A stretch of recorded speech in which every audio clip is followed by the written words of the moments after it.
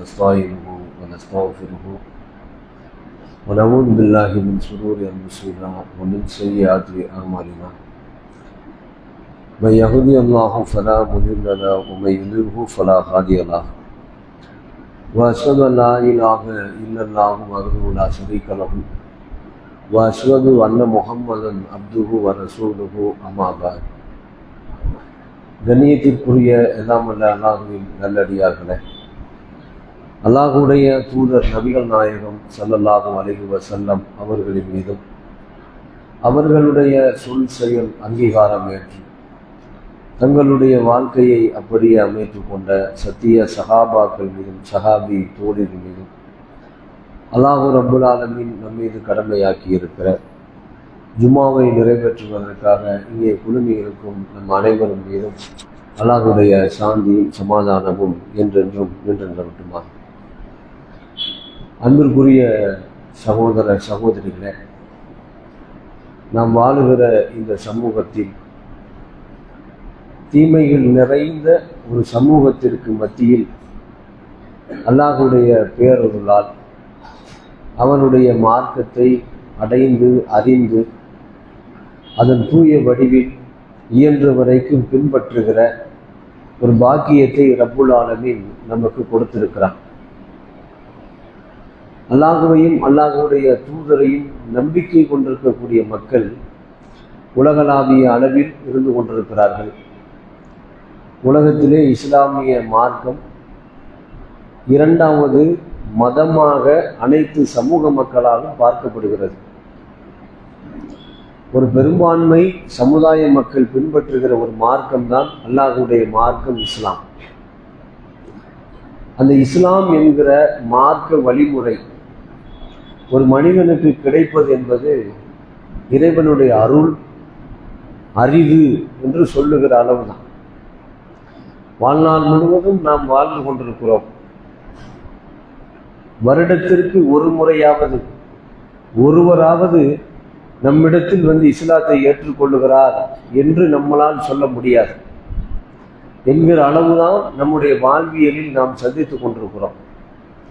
ஒரு மனிதர் அல்லாஹ்வுடைய மார்க்கத்தை ஏற்றுக்கொள்வது என்பது இறைவனுடைய பேரருள், அந்த அடியானுக்கு கிடைத்த அல்லாஹ்வுடைய அருள். நம்முடைய வாழ்க்கையில் அது மாதிரி நிறைய பார்க்க முடியாது. பத்திரிகை செய்திகளில் அங்கொன்று இங்கொன்றுமா பார்ப்போம். அடக்குமுறை ஒடுக்குமுறையின் காரணமாக விடுதலையை தேடித்த ஒரு கூட்டம், ஒரு கிராமம் அப்படியே இஸ்லாத்தை தழுவி கொண்டது அப்படின்னு ஒரு செய்தியை படிப்போம். ஆனால் நாம் படித்த அந்த செய்தியெலாம் நேற்று நடந்த சம்பவமாக இருக்காது. அது ஒரு 30 வருஷத்துக்கு முன்னாடி 35 வருஷத்துக்கு முன்னாடி நடந்த ஒரு செய்தியை படித்து பார்ப்போம். அப்படியா அப்படின்னு அதை ஆச்சரியமாக கேட்டு அறிந்து கொள்வோம்.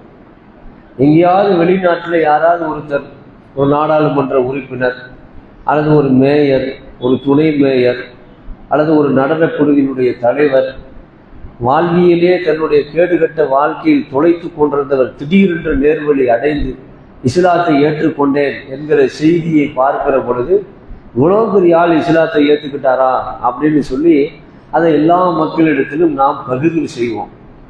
இதுதான் யதார்த்தமான நடைமுறை உண்மையாக இருக்கிறது. ஆனால் நாம் வாழுகிற பகுதியில் நம்மோடு இருப்பவர்கள், நாம் அறிந்தவர்கள், நம்மோடு பழகியவர்கள் யாராவது ஒருவர், நான் உங்கள் மார்க்கத்தை ஏற்றுக்கொள்கிறேன், உங்களுடைய பள்ளிவாசலில் உங்களுடைய ஜமாத்தில் ஏகத்துவ கலிமாவை எனக்கு கற்றுக் கொடுங்கள் என்று சொல்லுவது என்பது விரல் விட்டு எண்ணுகிற அளவுக்கு உள்ள ஒரு நிகழ்வு. காரணம் என்னன்னா, ஒரு மனிதனுக்கு நேர்வழி என்பது இறைவன் கொடுப்பது. நமக்கு ஆசை எல்லாருக்குமே இருக்கும். எல்லாரும் இஸ்லாமியராயிட்டா நல்லா தான் இருக்கும் அப்படிங்கிறது நம்முடைய ஆசை, எண்ணம், ஆவல். ஆனால் இறைவன் யாருக்கு நாடி இருக்கிறானோ அவர்களுக்குத்தான் அந்த நேர்வழியை கொடுப்பான். அந்த நேர்வழி கிடைப்பது என்பது ஒரு பெரிய அரிதான விஷயம், இறைவனுடைய அருளான விஷயம். அது முஸ்லிம் சமுதாய மக்களிடத்தில் இருக்கிற நிறைய பேருக்கு கிடைத்திருக்கிறது. முஸ்லிம் சமுதாய மக்களிடத்தில் இருக்கிற மக்களுக்கு நிறைய பேருக்கு கிடைத்திருக்கிறது. இந்த நேர்வழி கிடைத்த பிறகு நாம் வாழுகிற இந்த காலத்தில் அந்த நேர்வழியை நம்முடைய கண்ணுக்கு முன்பாகவே தொலைத்து விட்டு நரக படுகொலியில் விழுவதற்கு தயாராக இருக்கிற காட்சியையும் நம்ம பார்க்கிறோம். நரகத்திற்கு போறதுக்கான மிக அடிப்படையான காரணம், நிரந்தரமான காரணம் என்னன்னு கேட்டா, அகில உலகை படைத்து பரிபாலிக்கிற அல்லாஹ் ரப்புல் ஆலமீன், அவனுக்கு இணை வைப்பது. ரப்புல் ஆலமீன் உலகத்துல மனிதன் என்ன பாவங்களை செய்தாலும் சரி, அல்லாஹ் நாடினால் என்ன செய்வான், போடா அப்படின்னு மன்னிச்சு விட்டுருவான். நாடுனா மன்னிச்சிருவான்.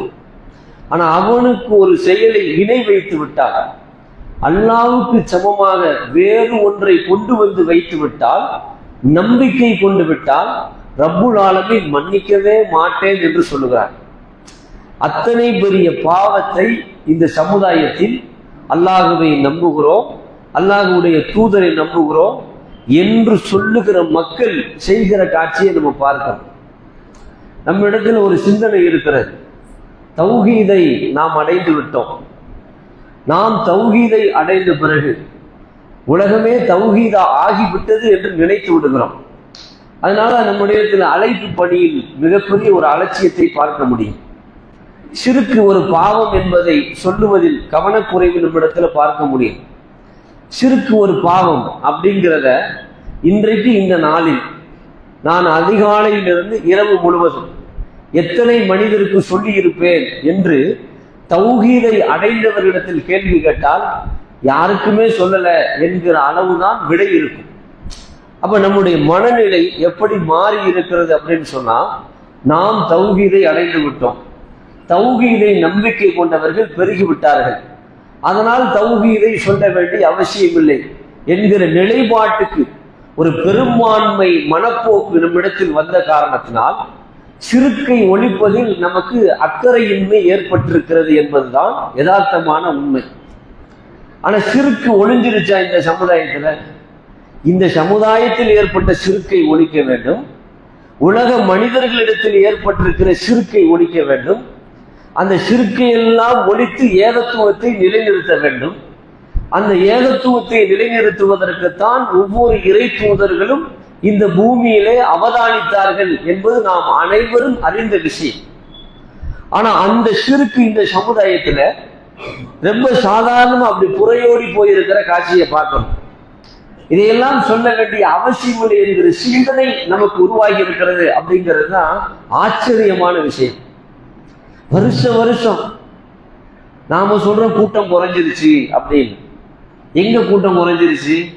தர்காக்களில் கூட்டம் குறைஞ்சிருச்சு அப்படின்னு நம்ம நினைக்கிறோம். கூட்டம் குறைஞ்சிருச்சுன்னு நம்ம நினைக்கிறோம். ஒரு காலத்துல இருந்த மாதிரி இல்லாம வேணா இருக்கலாம்.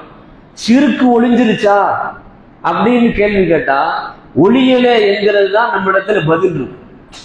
ஷிர்க் என்பது இந்த சமுதாயத்தில் முற்றிலுமாக ஒழிக்கப்படுகிற வரைக்கும் தௌஹீத் பிரச்சாரம் என்பது முனைப்போடு இருக்க வேண்டிய ஒரு செயல். ஏன்னா திருமறை குர்ஆனுடைய வரலாறுகளை நம்ம படிக்கிறோம். ஒவ்வொரு வருடமும் இப்ராஹிம் அலைஹிஸ்ஸலாத்து வஸலாம் அவர்களுடைய வரலாற்றுக்கு சொந்தக்காரர்களாக நம்மை நாம் அறிமுகப்படுத்திக் கொள்கிறோம். அவருடைய வரலாறுகளிலிருந்து படிப்பினை பெறுவதாக நாம் நம்பிக்கையோடு செயல்பட்டு கொண்டிருக்கிறோம். அந்த இப்ராஹிம் நபி அவர்களுடைய வழிமுறையை பின்பற்றி ஆடுகளை அறுக்கிறோம், மாடுகளை அறுக்கிறோம், ஒட்டகங்களை அறுக்கிறோம், ரத்தங்களை ஓட்டுகிறோம், மாமிசங்களை புசிக்கிறோம். அல்லாஹ் அருள் இருந்தால், பெரும் பொருளாதாரம் செல்வம் இருந்தால் ஹஜ்ஜுக்கும் போய் அவர் காட்டிய எல்லா கிரியைகளையும் நம்முடைய வாழ்க்கையிலே செய்து முடித்து விட்டு வருகிறோம். இப்ராஹிம் அலைஹிஸ்ஸலாத்து வஸலாம் அவருடைய வரலாற்றில் நாம் பெற வேண்டிய முக்கியமான படிப்பினை, முக்கியமான அம்சம் என்ன அப்படின்னு கேட்டா, அல்லாஹ் ரப்பல் ஆலமீன் திருமறை குர்ஆன்ல அவரை பற்றி சொல்லி காட்டுகிறான். எப்படி சொல்றானா, வமன் அஹ்ஸனு தீனம் மிம்மன் அஸ்லம வஜ்ஹஹு லில்லாஹி வஹுவ முஹ்ஸினு வத்தபஅ மில்லத இப்ராஹிம ஹனீபா. தன் முகத்தை அல்லாஹ்வுக்கு பணியச் செய்து, நல்ல அறம் செய்து, உண்மை வழியில் நின்ற இப்ராஹிமின் மார்க்கத்தை பின்பற்றி நடந்தவரை விட அழகிய மார்க்கத்துக்குரியவர் யார் என்று ரப்புல் ஆலமீன் சொல்லுகிறார். திரும்ப சொல்ற அந்த வசனத்தை, தன் முகத்தை அல்லாஹ்வுக்கு பணிய செய்து நல்ல அறம் செய்து உண்மை வழியில் நின்ற இப்ராஹிமின் மார்க்கத்தை பின்பற்றி நடந்தவரை விட அழகிய மார்க்கத்துக்குரியவர் யார்? ஒத்தகத அல்லாஹு இப்ராஹிம கலீலா, அல்லாஹ் இப்ராஹிமை உற்ற நண்பனாக ஆக்கி கொண்டான் என்று ரப்புல் ஆலமீன் திருமறை குர்ஆன்ல சொல்லி காட்டுகிறார். அவர் என்ன செய்தார்? எந்த உண்மை வழியில் நின்றார்? எந்த நல்ல அறத்தை செய்தார்? அவருடைய மார்க்கம் எதனால் அழகிற்குரியதாக மாறியது? அவருடைய வழிமுறையை பின்பற்ற வேண்டும் என்று ரப்புல் ஆலமீன் ஏன் சொன்னான் என்பதெல்லாம் இப்ராஹிம் அலைஹிஸ்ஸலாத்து வஸலாம் அவருடைய வாழ்வில் நமக்கு கிடைக்கிற பெரும் படிப்பினை. எந்த அளவுக்குனா அல்லாஹ் ரப்புல் ஆலமீன் சொல்லுகிறான், இன்ன இப்ராஹிம கான உம்மத்தன், இப்ராஹிம் ஒரு சமுதாயமாகவும், கானித்துல் லில்லாஹி ஹனீஃபா, அல்லாஹ்வுக்கு கட்டுப்பட்டவராகவும், உண்மை வழியில் நின்றவராகவும் இருந்தார். வலம் யகு மினல் முஸ்ரிக்கீன், இணை கற்பிப்பவராக அவர் இருந்ததில்லை என்று ரப்புல் ஆலமீன் சொல்லுகிறார். இந்த வார்த்தையை படிக்கும் போது நம்ம என்ன நினைப்போம்னா, அவர் அல்லாஹ்வை தொழுபவராக இருந்தார், அல்லாஹ்வை வணங்குபவராக இருந்தார் என்று நாம் புரிந்து கொள்வோம். அப்படி கிடையாது. அவர் இணை கற்பிப்பவராக அவர் இருந்ததில்லை. அப்படின்னா இணை வைப்பை வாழ விட்டதே இல்லை. சிறுக்கு இருக்குல்ல, அந்த சிறுக்கை அவர் ஒழிக்காமல் விட்டதே இல்லை. அதான் இப்ராஹிம். சிறுக்கு எந்த வடிவத்திலும் இறை மார்க்கத்திற்குள் நுழைய நினைத்தாலும் சரி, மனித சமூகத்தில் அது இருந்தாலும் சரி, அதை ஒழிக்காமல் அவர் விட்டதே இல்லை என்பதுதான் வரலாறு. ஏன்னா அவருடைய வரலாற்று நிகழ்வுகள், அவர் 5 நேரம் தொழுதார், நோன்பு நோற்றார், ஜக்காத்து கொடுத்தார் என்ற வணக்க வழிபாடுகளை பற்றி ரப்பு சொல்லல. அவர் வணங்கினார், அல்லாஹ்வை மட்டும் வணங்கினார். அல்லாஹ்வை தவிர்த்து வேறு ஒன்றை யாரெல்லாம் வணங்கினார்களோ அந்த சிலைகளை உடைத்து எறிந்தார், சிறுக்கை ஒழித்தார். திருக்குர்ஆன்ல இப்ராஹிம் அலைஹிஸ்ஸலாத்து வஸலாமுடைய வரலாறு நம்ம படிக்கிற போது அறிந்து கொள்ளுகிற விஷயம். அப்ப நேர்வழி என்பது இப்ராஹிம் நபி அவர்களுக்கு கிடைத்த பிறகு அகில உலகை படைத்து பரிபாலிக்கிற அல்லாஹ் ஒருவன் தான் இறைவன் என்பதை இந்த பூமியில் நிலைநிறுத்த வேண்டும் என்பதற்காக எத்தகைய செயலிலும் இறங்கி செயல்பட தயாராக இருந்த ஒரு இறை தூதர் தான். அந்த இறை தூதரை சொந்தம் கொண்டாடுவதற்கு, உரிமை கொண்டாடுவதற்கு ஒரு தகுதி வேணும். ஒரு தகுதி வேணும். தகுதினா என்னது? அவரின் வழியில் செயல்படக்கூடியவர்களாக நாம் இருக்கணும். குறைந்தபட்ச செயல்பாடு ஒன்று இருக்குல்ல, நபிகள் நாயகம் ஸல்லல்லாஹு அலைஹி வஸல்லம் அவர்கள் சொன்னார்கள், குறைந்தபட்ச செயல்பாடு. ஒரு தீமையை நீங்கள் கண்டால் கையால் தடுங்கள் அல்லது நாவால் தடுங்கள், அவனது மனதால் வெறுத்து ஒதுக்கி விடுங்கள். அது ஈமானின் கடைசி நிலை அப்படின்னாங்க. நம்மளால் கையால் தடுக்கிற அளவுக்கு எந்த அதிகாரம் இருக்கிறதோ அங்க கையால தடுக்க முடியும். நாவால் தடுக்கிற அதிகாரம் இருந்தால் நாவால் தடுக்க முடியும். இவை இரண்டையும் செய்ய முடியாம போனாதான் வெறுத்து ஒதுக்கி ஊருக்கு வெளியில போய் ஓரமா வாழ்க்கை நடத்துறது. இங்க தீமை என்பது சமூகத்துல பள்ளி பெருகி கிடக்கிறது. அதுல முதன்மையான தீமை சிறுக்கு, இணை வைப்பு. ஒவ்வொரு வருஷம் பார்க்கலாம், மொய்தீன் அப்துல் காதர் ஜீலானி அவருக்கு சந்தன உருஸ் நடந்துகிட்டே தான். அங்க போய் மன்றாடுபவர்கள், கெஞ்சுபவர்கள், கூத்தாடுபவர்கள், பிரார்த்திப்பவர்கள், தங்களுடைய குறைகளை இறந்து போன மனிதரிடத்தில் முறையிடுபவர்கள் இருந்து கொண்டே இருக்கிறாங்க. ஒவ்வொரு வருஷமும் கோரிப்பாளையத்துல சுல்தான் அவுலியா பாதுஷா அவருக்கு சந்தன உருஸ் நடந்துகிட்டே தான். ஏர்வாடி இப்ராஹிம் ஷா அவருக்கு நடந்துட்டு, நாகூர்ல ஷாவுல் அமீது பாதுஷா அவருக்கு நடந்துகிட்டே தான். ஏராளமான செத்து போன மனிதர்களுக்கு இந்த சமுதாயத்தில் சந்தன உருசுகள் நடந்து கொண்டே தான். அங்கே ஆண்களும் பெண்களும் குழுமிக் கொண்டே இருக்கிறார்கள். காரணம் என்ன? தௌஹீதின் வெளிச்சம் மங்குவதை போன்ற ஒரு சிந்தனை. தௌஹீதின் வெளிச்சம் மங்குவதை போன்ற ஒரு சிந்தனை அவர்களின் உள்ளங்களில் ஷைத்தான் சுடர்விட ஆரம்பித்தான். அங்கே மீண்டும் கூட்டம் குழுமுகிறது. லா இலாஹ இல்லல்லாஹ் முஹம்மது ரசூலுல்லாஹ் என்ற கலிமாவை நம்பிக்கை கொண்டிருக்கிற ஒரு முஸ்லிம் நரக படுகொலியில் விழுந்து கொண்டிருக்கிறான். ஒருவன் வாழ்வில் வேறு பாவங்களை செய்து விட்டாலும் அல்லாஹ் நாடினா மன்னிச்சிருவான். சிறுக்க மன்னிப்பானா? மன்னிக்க மாட்டான். ரப்புல் ஆலமீன் திருமறை குர்ஆனில் சொல்லுகிறான், வானம் நொறுங்கிவிட பார்க்கிறது, பூமி பிளந்து விட பார்க்கிறது, மலைகள் எல்லாம் தூள் தூளாக பறக்க பார்க்கிறது, இவன் எனக்கு மகன் இருக்கு என்று சொல்லுகிறான். எனக்கு மகன் இருக்கு என்று சொல்லுகிறான். என்னை இழிவுக்குள்ளாக்குறான், கேவலப்படுத்துகிறான். வானம் நொறுங்க பார்க்கிறது, பூமி பிளக்க பார்க்கிறது. அல்லாஹ்வுக்கு இருக்கிற ஆற்றல் செத்து போன மனிதன் அவுலியாவுக்கு இருக்கிறது என்று நம்பிக்கையை பரப்புகிறான். ஷிர்க் அடிப்படையாக ஒழிக்க வேண்டிய ஒரு செயல் இணை வைப்பு. அது இன்னைக்கு சாதாரணமா நடக்குது. அதன் மீது ஒரு பெரிய அக்கறையின்மை ஏற்பட்டிருக்கிறது. அதனாலதான் ரொம்ப அவங்களை பார்க்கிறோம். அவுலியாடு போய் அவனை பார்த்தா நம்ம அப்படியே அவன் மீது சகோதர பாசம் கொள்ள வேண்டும். உலகத்தில் இருக்கிற அனைத்து உரிமைகளுக்காக குரல் கொடுக்கிறோம். அனைத்து இடஒதுக்கீடு கொடு, கல்வியில கொடு, அரசியல் கொடு, அதை கொடு, இதை கொடு, என் சமுதாயத்தை தலைநோக்கி நிறுத்த வேண்டும் என்று நினைக்கிற சிந்தனை கொண்ட நாம் நரகப்படுகொலியில் விடுகிற அவனை காப்பாற்றுவதற்கான ஒரு முயற்சியும் எடுக்காதவர்களாக நம்முடைய வாழ்வியல் கடந்து கொண்டிருந்தால், அந்த சிறுக்கு இந்த சமுதாயத்தில் வளர்ந்து கொண்டே இருந்தால் அவனை மறுமையில காப்பாற்ற முடியுமா? ரப்பு ஆதரிக்கிற ஒரு விஷயமா? எதிர்க்கிற விஷயம். நிரந்தர நரகத்துல தள்ளிடுவான். அப்ப அதை ஒழிக்க வந்த இப்ராஹிம் அலைஹிஸ்ஸலாத்து வஸலாம், அதை ஒழிக்க வந்த ஒவ்வொரு இறை தூதர்கள், அண்ணலம் பெருமானார் நபிகள் நாயகம் ஸல்லல்லாஹு அலைஹி வஸல்லம் மக்கா வெற்றி கொள்ளும் போது சொன்னார்கள், சத்தியம் வந்தது அசத்தியம் ஒழிந்தது என்று சிலைகளை அடித்து ஒடித்து நொறுக்கினார்கள். ஒரு காலத்துல தௌஹீத் புரட்சி இருக்கும் போது தர்காக்கள்ல தூள் பறந்துச்சு. அது ஒரு காலம். நாங்க இளைஞனா இருக்கிற காலத்துல, இன்னைக்கு எல்லாம் தாடி நரைச்சு போச்சு. சிறுக்கு இணை வைப்பு தர்கா அப்படின்னு சொன்னா, எனக்கு தெரிஞ்ச எத்தனையோ சகோதரர்கள் நீதிமன்றத்தில் வழக்கு. எதற்காக?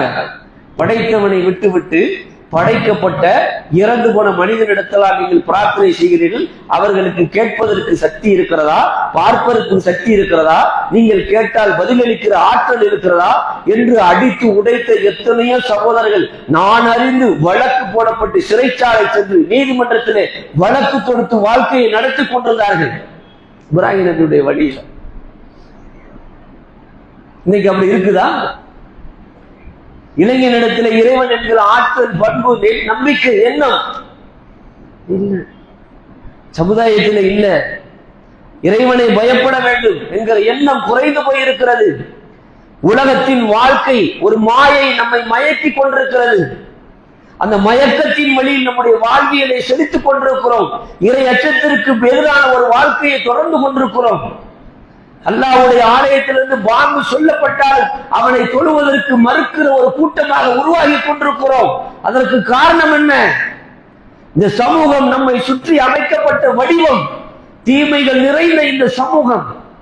ஒரு பேரருள், அல்லாஹ்வுடைய அருள், நேர்வழி நமக்கு கிடைத்திருக்கிறது. யாருக்கெல்லாம் கிடைக்காத நேர்வழி? வரலாறுகளை படியுங்கள். அபூதாலிபுக்கு கிடைக்கல. அபூதாலிப் யார்? அல்லாஹ்வுடைய தூதரோடு 13 ஆண்டு காலம் மக்காவின் பின்புலமாக நின்றவர்.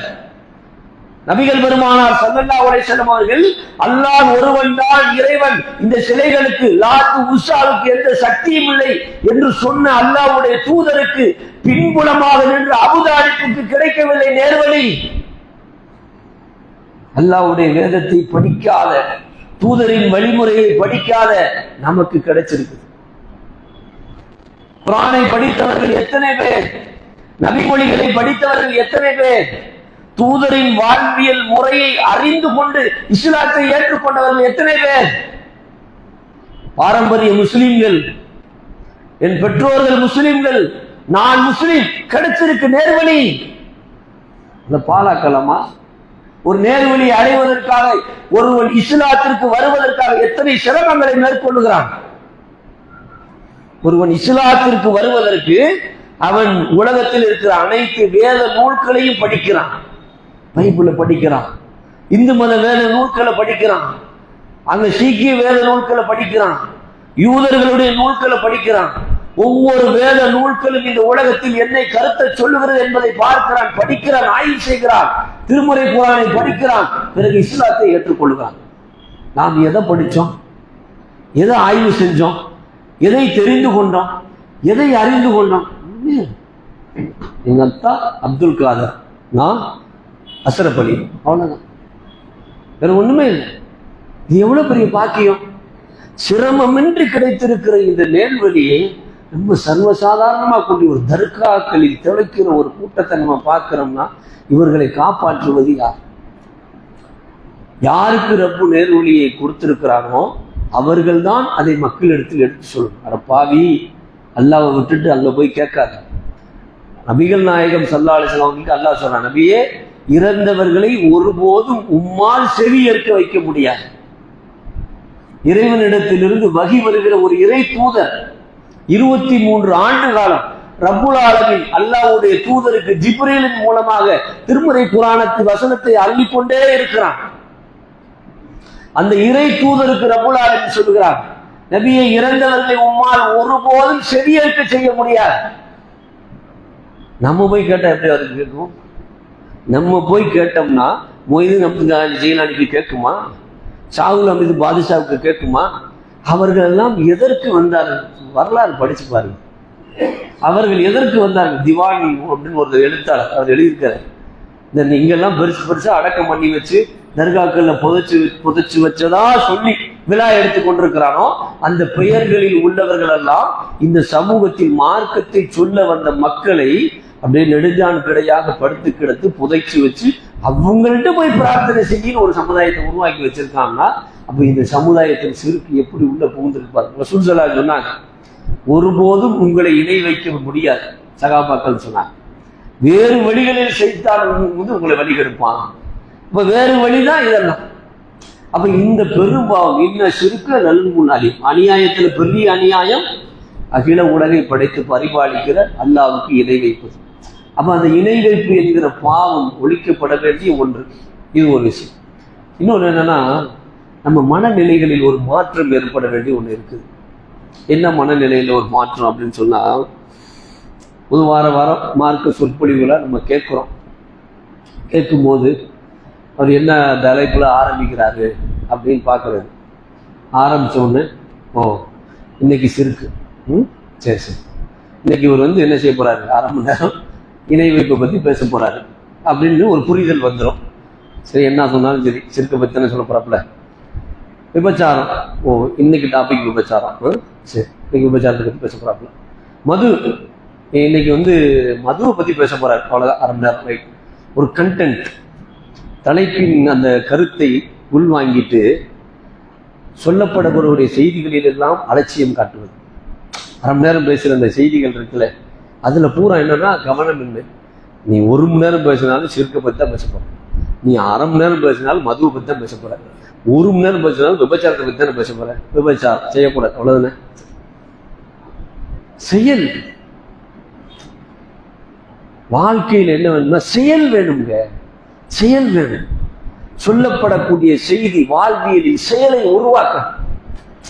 அதுதான் ரசூல் ஸல்லல்லாஹு அலைஹி வஸல்லம் ஜும்மா எதற்காக ரப்பு கடமையாக்கி இருக்கிறான்? ஜும்மா எதுக்கு கடமை? ஒவ்வொரு வாரமும் தக்குவா இறையச்சம் குறித்தும் சமூக தீமைகள் குறித்தும் சமூகத்தின் அவலங்கள் குறித்தும் இந்த சமூகம் அறிந்து கொண்டே இருக்க வேண்டும் என்பதுதான் இந்த சபையினுடைய முக்கியமான விஷயம். அப்ப இங்கு அறிந்து கொள்ளப்படக்கூடிய ஒவ்வொரு நிகழ்வுகளும் செய்திகளும் செயல்களும் நம்முடைய வாழ்க்கையில உண்டாகும். ஒருத்தனுக்காவது இஸ்லாத்தை சொல்லிட்டு வைங்க, ஒரு ஆள் நம்மின் மூலமாக ஒருவர் நேர்வழி அடைந்து விட்டால், உமர் ரலியல்லாஹு அவர்கள் சொன்ன செய்தி, அந்த சவுதி அரேபியாவில் இருக்கிற சிவப்பு ஒட்டகத்தை விட பெருசு அப்படின்னாங்க. சிவப்பு ஒட்டகம் எவ்வளவு காஸ்ட்லியே தெரியல. எப்போ உதாரணம் சொன்னாலும் அந்த சிவப்பு ஒட்டகம் சொல்லுவாங்க. அதை விட ரொம்ப பிரம்மாண்டமானது அப்படிங்கிறாங்கன்னா, நம்ம மூலமா ஒருத்தர் நேர்வழி அடைவது இருக்குல்ல, அடைய வைப்பதற்கான வழி என்ன? சொல்லப்படக்கூடிய செய்தியுடைய நோக்கமே அதுதான். இப்ப கடந்த வாரம் ஜும்மா உரையில பேசினார் ஒருத்தர், 2வது உரையில சொல்லியிருப்பார், மொய்தீன் அப்துல் ஜெயிலானியை சிறுக்கு வைக்கிறாங்க, அழைப்பு பணிக்கு ஏற்பாடு பண்ணிருக்கிறோம், கலந்துக்குங்க அப்படின்னு சொல்லியிருப்பார். எத்தனை பேர் இந்த பகுதியிலிருந்து அந்த அழைப்பு பணியில் கலந்து கொண்டோம் அப்படின்னா ஒரு கேள்விதான். நாங்க போன ஒரு 4-5 பேர் போனோம், கலந்துக்கிட்டோம், அது வேற விஷயம். எல்லாம் அதுக்குள்ள புளியை தருவான். ஆனா எல்லாரும் இணை வைப்பை ஒழிப்பதில் மட்டும் கருத்து வேறுபாடின்றி ஒத்துமையா இருக்கணும். ஏன்னா அதுதான் நம்முடைய ஒரு சகோதரனை நரகத்துல தள்ளுது அப்படின்னு சொன்னா, வேற பாவம் செய்யாத மனுஷன் யாருமே இருக்க முடியாது. அது அல்லா நாடுன்னு என்ன செஞ்சுக்கலாம், மன்னிச்சுடலாம். தனக்குத்தானே அநியாயம் செய்து கொண்ட இந்த அடியார்களே, நீங்க அல்லாஹ்வுடைய அருளின் மீது நம்பிக்கை இழக்காதீர்கள். ரப்புல் ஆலமீன் சொல்லுகிறான், தனக்குத்தானே அநியாயம் செய்து கொண்ட அடியார்கள்னா, எனக்கு நானே அநியாயம் செஞ்சிருப்பேன், ஆனா நீ என்னுடைய அருளின் மீது நம்பிக்கை இழக்காத அப்படின்னு ரப்பு சொல்றான்னா, அல்லாஹ் நாடுனா மன்னிப்பான், அல்லாஹ் நாடுனா தண்டிப்பான். ஆனா சிறுக்கு தண்டிக்க மட்டும்தான் செய்வான், நரகத்துல மட்டும்தான் போடுவான். அப்ப அப்படிப்பட்ட ஒரு பெரும் பாவத்திலிருந்து இந்த சமுதாயத்தை காக்க அனைவரும் கடமைப்பட்டிருக்கிறோம் என்று கூறி என்னுடைய முதல் உரையை நிறைவு செய்கிறேன். வாஹிருதவானா அல்ஹம்துலில்லாஹி ரப்பில் ஆலமீன். அஸ்ஸலாமு அலைக்கும் வரஹ்மத்துல்லாஹி வபரகாத்துஹு.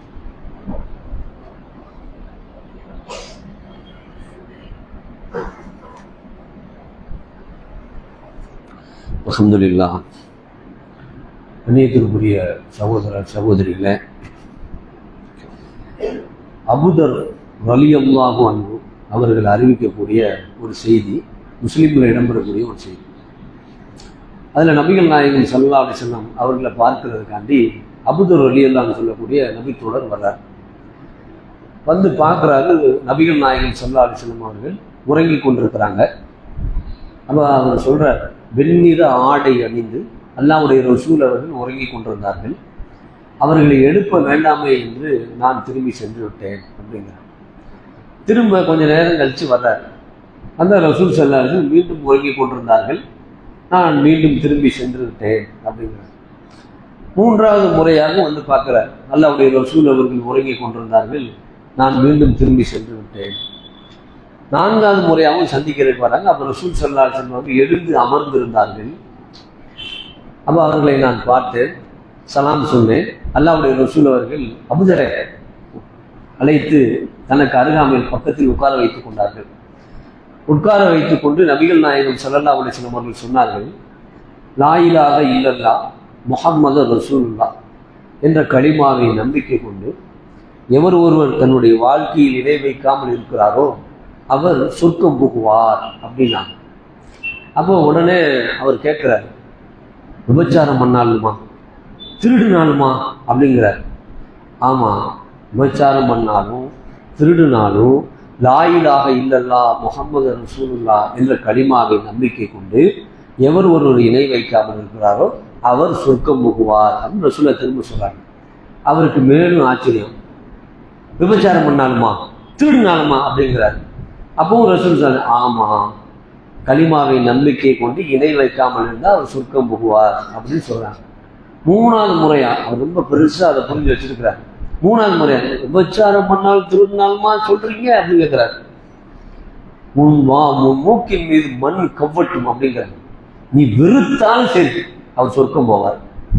ரசூல் சொல்றாங்க, நீங்க வெறுத்தாலும் சரி. பொதுவாக மனிதனுடைய பார்வையில் விபச்சாரம் பண்ணாங்க நரகத்துக்கு போயிருங்க, திருடுனவே இந்த ஒரு பார்வை இருக்கும்ல, அந்த அந்த இடத்துல ரசூல்லா சொல்றாங்க, என்ன சொல்றாங்க, நீ வெறுத்தாலும் சரி நீ விரும்பினாலும் சரி கலிமா சொன்னவர் சொர்க்கம் போவார் என்று நபிகள் நாயகம் ஸல்லல்லாஹு அலைஹி வஸல்லம் சொன்னாங்க. எப்ப அவர் இணை வைக்காமல் இருக்கும் பொழுது அப்படின்னா, அப்போ வாழ்க்கையில் ஒரு முஸ்லீம் இடத்துல இருக்குதுன்னா, மரணம் தொண்டை குழியை அடைகிற நேரமாக இருந்தாலும் சரி, அல்லாஹ்வை தவிர வேறு யாரையும் நம்முடைய வாழ்வில் என்ன செய்யக்கூடாது, வணங்கி விடக்கூடாது, அழைத்து விடக்கூடாது. அப்படி அழைத்து விட்டால் அந்த மறுவுல வாழ்க்கை முழுதும் நஷ்டமாகிவிடும் என்பதை கூறி என்னுடைய இரண்டாவது உரையை நிறைவு செய்கிறேன்.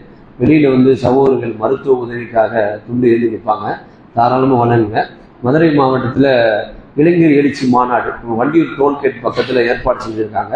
அதில் அனைத்து சகோதர சகோதரிகள் கலந்து கொள்ளுமாறு உங்களை அன்புடன் கேட்டு நிறைவு செய்கிறேன். வாகனவனால் அஸ்ஸலாமு அலைக்கும் வரஹ்மத்துல்லாஹி வபரகாத்துஹு.